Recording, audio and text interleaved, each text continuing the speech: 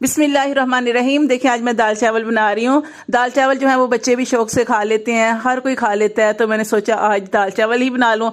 तो दाल चने की दाल ली थी मैंने, और इसके अंदर मैंने माश की छिलकों वाली दाल जो है वो थोड़ी सी मिकदार में शामिल करके इनको आधे घंटे के लिए भिगो दिया था। अब उसी पानी के अंदर मैं चूल्हे के ऊपर रख दूंगी इसको।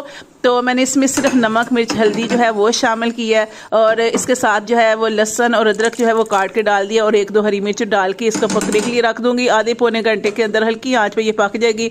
और दूसरी तरफ मैंने ब्राउन चावल जो है वो तैयार किए हैं, और जैसे ही ये दाल जो है वो रेडी हो जाए तो उसके अंदर आपने जो एंड पे जो है प्याज का तड़का लगा देना है, और इसके अलावा हरा धनिया जो है वो डाल देना है, और गर्म मसाला डाल देना है। और देखिए मैं इसको अचार के साथ ले रही हूँ। अचार मैंने घर में बनाया हुआ था, बहुत मज़े का अचार है। दाल चावल और अचार बहुत मज़े के लगते हैं, तो आप भी बनाएं और आप भी मज़े से खाएं।